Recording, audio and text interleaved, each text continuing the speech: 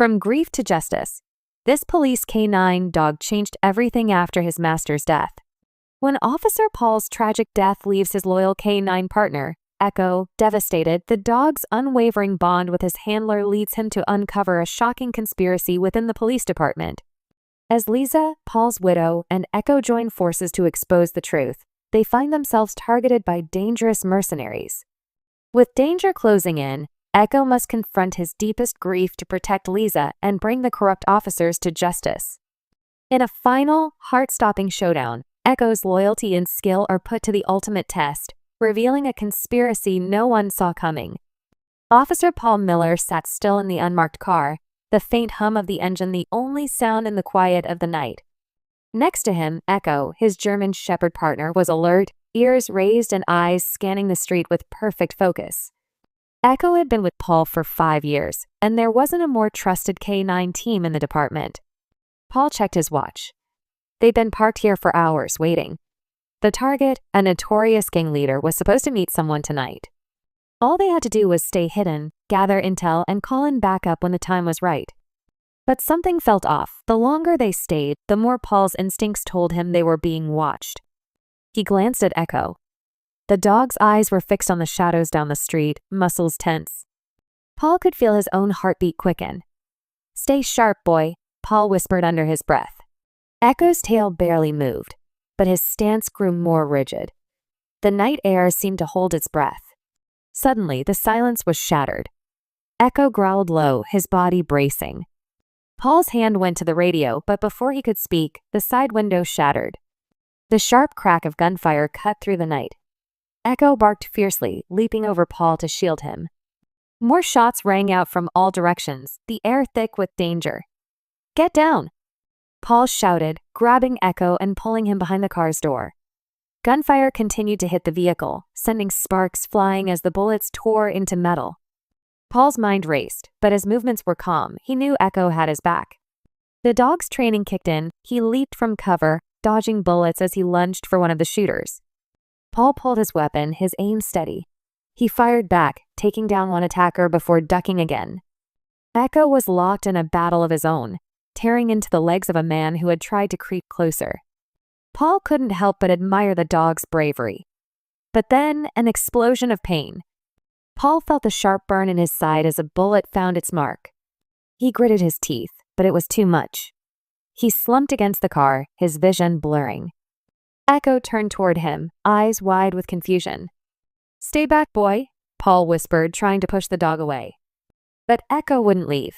He nuzzled his handler's face, barking urgently, but Paul's body was already growing colder. His hand reached out to touch Echo's fur one last time. "Good boy. You've been the best."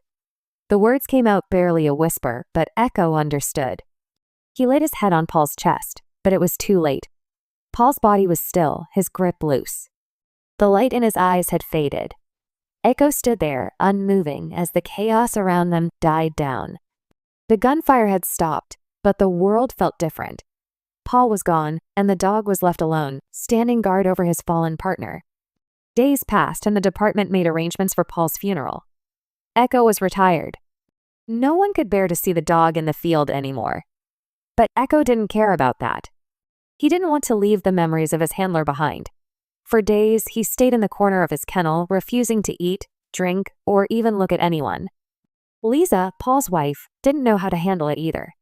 She understood the bond between Paul and Echo, but she hadn't prepared for the loneliness that came with losing them both. The house was quieter now, and every room felt emptier. Echo lay in the corner of the living room, staring blankly at the door. He wouldn't even go outside. Lisa tried to reach out, calling his name softly, but Echo barely responded. He was broken, and she couldn't fix him. One afternoon, she found herself in the attic, sorting through Paul's things. It was part of her effort to try and make sense of the void left by his death. But when she opened an old file box, she came across something unusual. There, at the bottom of the box, was an unfinished case file. It was Paul's handwriting on the cover, but there was something off about it. She couldn't put her finger on it, but the words felt wrong, like they didn't belong. She flipped open the file, reading through the notes. It seemed like a simple robbery investigation. But then she found something strange, a series of numbers, written over and over again. And at the end of the page was a name. She didn't recognize it, but something in her gut told her it meant more than she could understand. She glanced at Echo, who was still lying motionless by the window. "What do you think, boy?" she asked, but the dog didn't respond. For the first time since Paul's death, Lisa felt the stirrings of something, determination, maybe. There was something Paul had left behind, and she needed to know what it was. For herself, for Paul, and for Echo, Lisa set the case file down on the table, its unfinished pages a stark reminder of the questions Paul never had the chance to answer. As she skimmed through the notes again, she tried to piece together what Paul had been working on. Echo remained still, his eyes unblinking as he watched her. For a moment, Lisa considered putting the file aside, letting it go. But that strange feeling inside her, the one that had pushed her to open the box in the attic, wouldn't let her stop. She picked up the phone and called the department. "Hello, Detective Harris?" "Yes, this is Lisa Miller. I was hoping you could tell me more about the case Paul was working on before." Her voice caught in her throat, but she quickly recovered. "The one with the gang leader?" There's a pause on the other end of the line. "I'm sorry, Lisa, I can't give you that information. It's still under investigation and Paul's involvement." Harris trailed off. Lisa could hear the discomfort in his voice, but she wasn't about to let this go. "Please, Harris, you owe it to him. Just a few more details." "I can't. You'll need to speak with Chief Lawson," he replied, and the call ended. Lisa stared at the phone for a long moment. Chief Lawson. She knew the name but hadn't given it much thought before. Now she felt a sudden, sharp need to learn more about him, about the people who had been close to Paul in his last days. Turning back to Echo, Lisa gave him a soft smile. "Well, boy, looks like we have some work to do." Echo's ears perked up slightly at the sound of her voice, but he didn't get up. Lisa placed her hand on his head, the fur soft under her fingers. There was a strange quiet between them, and she wondered how much Echo truly understood. For days, Lisa kept at it. She pored over the files, retraced Paul's steps, and slowly began to notice something, patterns she hadn't seen before. Every time she found something suspicious, Echo would react. His body would tense, and he'd stare at certain pieces of paper as though he could sense something deeper, something hidden in the words. At first, Lisa thought it was a coincidence, but after a while, she couldn't ignore the connection. There was one evening when she was reading through a report about a suspect's criminal activity that Echo's reaction stopped her in her tracks. He was sitting at her feet, his eyes locked on the page she was reading. Lisa couldn't understand why it bothered him so much. She hadn't even noticed the name until that moment, Chief Lawson. Her heart skipped a beat. She looked down at Echo, who had stood up, his body tense, ears forward. Lisa's thoughts raced. Was it possible? Was Paul on the trail of someone so close to the force? The next day, Lisa decided to pay a visit to Chief Lawson's office. Echo trotted quietly behind her, his eyes darting from side to side. As they walked through the building, Lisa could feel the eyes of the officers on her, a mix of sympathy and something else she couldn't quite place. Lawson's office was on the top floor, the door guarded by 2 officers. When Lisa knocked, the door opened, and she was greeted by the chief himself, a tall man with a firm handshake and a smile that seemed practiced. "What can I do for you, Mrs. Miller?" Lawson asked, motioning for her to sit. "I'm here about Paul's last case." "I think he was getting close to something," Lisa began, watching his face closely for any signs of recognition. Lawson's smile faltered for just a moment, but it was enough. Lisa noticed. "I'm afraid I can't share any details," he said quickly, his tone polite but firm. "It's all confidential." Lisa stared at him, her mind working quickly. "I see. I understand, but I believe Paul was on the right track. And I need to know what he found, for his sake." Lawson's expression tightened, and for a moment, Lisa thought she saw something in his eyes, fear? Or was it guilt? But it was gone so fast, she couldn't be sure.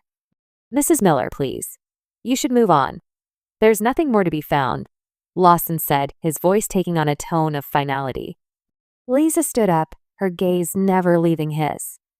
"I don't think you're telling me everything, Chief Lawson. And I'm not stopping until I know the truth." As she turned to leave, Echo growled softly, his low rumble barely audible but enough to send a shiver down her spine. Lisa's thoughts were interrupted by a sudden crash outside the door. She froze. Echo was already moving, his body alert. The officers outside seemed startled, but none of them acted fast enough. Before Lisa could ask what was happening, she heard footsteps, too many footsteps, and a few moments later, the door slammed shut behind her, trapping them inside. She grabbed Echo's collar, her breath quickening. "We need to go, boy." Echo let out a sharp bark, and without warning, he lunged toward the door, knocking it open with his powerful body. The officers outside shouted in confusion, but Echo was already in motion. Lisa followed close behind, heart pounding as they ran down the hall. At the end of the corridor, she heard voices. The footsteps grew louder, closer. Someone was following them. Lisa's mind raced as she turned a corner, Echo leading the way.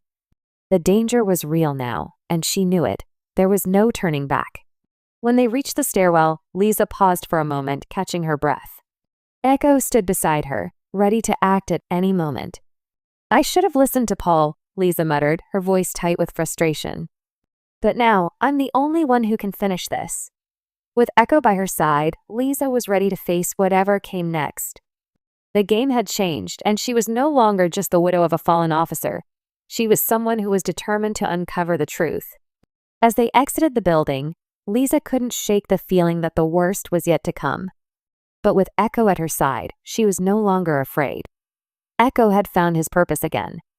And together, they would stop whoever was behind Paul's death, no matter what it took.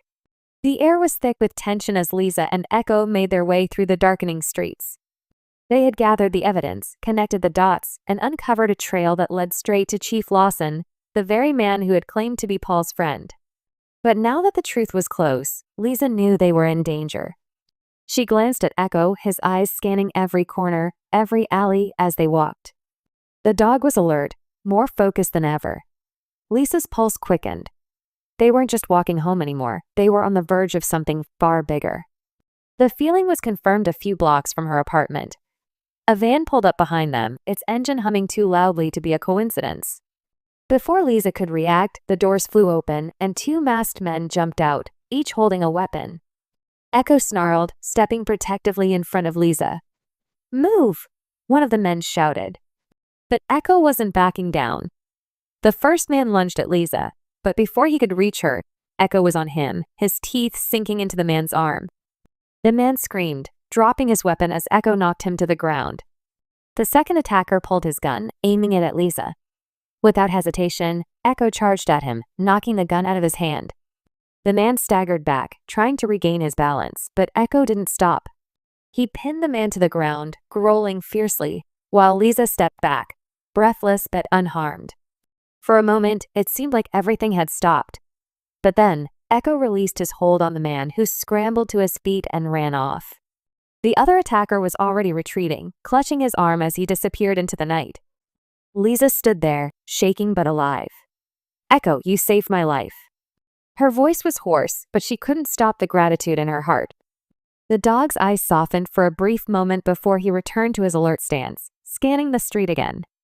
"I don't know who's behind this, but they're not going to stop us," Lisa muttered, determination hardening her voice. The next few days passed in a blur.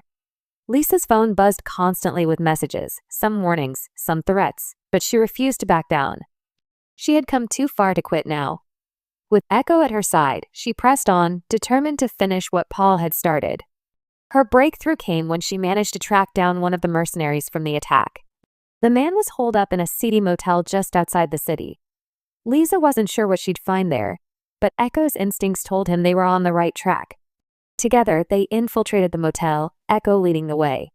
The building was eerily quiet, but the air was thick with danger. Lisa's heart raced as they moved deeper into the building, every step feeling like it could be their last. They found the mercenary in one of the rooms, his face pale as he stared at them with wide eyes. "What do you want?" he asked, his voice shaking. Lisa didn't need to say anything. Echo stepped forward, growling low in his throat. The man took a step back, his eyes darting around for an escape, but there was nowhere to go. "You're going to tell me who sent you," Lisa said firmly. The man hesitated, but the fear in his eyes was unmistakable. Finally, he spoke. "It's Lawson. He's behind it all. He's paying us to take out anyone who gets too close. You're next." Lisa's heart dropped. She had suspected Lawson, but hearing it confirmed made everything even more real. The chief, a man Paul had trusted, was the one behind the attacks. And now, Lisa knew they had to stop him before it was too late. Lisa and Echo didn't waste any time. They knew the clock was ticking. Lawson was dangerous, and now that he knew they were onto him, there was no telling what he would do next. But Lisa was done running. She was ready to confront him once and for all. Their target was a warehouse on the outskirts of town. Echo had picked up Lawson's scent, and Lisa knew that this was it. She could feel the weight of everything they had been through bearing down on her. But with Echo at her side, she wasn't afraid. As they approached the warehouse, Lisa noticed the guards stationed at every entry point. They weren't going to make it easy. But Echo knew exactly what to do. With a low growl, he moved in, taking down the first guard silently. Lisa followed his lead, moving quickly and quietly as they worked their way deeper into the building. It wasn't long before they encountered the rest of Lawson's men. Echo was a blur of motion, taking them down one by one. His training was evident in every move, and Lisa felt a rush of pride for the dog who had once been lost in grief but was now fully alive, fighting with everything he had. Finally, they reached the central room of the warehouse. Lawson was there, standing with his back to them, talking to someone on the phone. When he turned around and saw Lisa and Echo, his face went pale. "You," he hissed. "You should have stayed out of this." But Lisa wasn't afraid. She stepped forward, her voice calm but firm. "You're done, Lawson. It's over." For a moment, Lawson looked like he was going to run, but then he glanced at Echo. The dog was already moving, his body tense, ready to strike. "Stop!" Lawson yelled, his voice cracking, but it was too late. Echo lunged at him, knocking him to the ground. In a matter of seconds, Lawson was subdued, his plans in ruins. Lisa stood over him, her eyes cold. Justice will be served, no matter who you are. With Lawson taken care of and the case finally solved, Lisa felt a sense of closure. The truth had come out, and the corrupt officer had been exposed. Echo, once lost in his grief, had found his purpose again. He had protected her, fought beside her, and helped bring justice to Paul's memory. And now the dog was no longer a shadow of his former self. He was a K9 with a renewed sense of duty, and together they would continue helping those in need. As they walked away from the warehouse, Lisa could feel the weight of everything they had been through lifting off her shoulders. She wasn't just the widow of a fallen officer anymore. She was a woman who had fought for the truth, and with Echo by her side, she would never back down. Their bond was stronger than ever, and together they had found peace.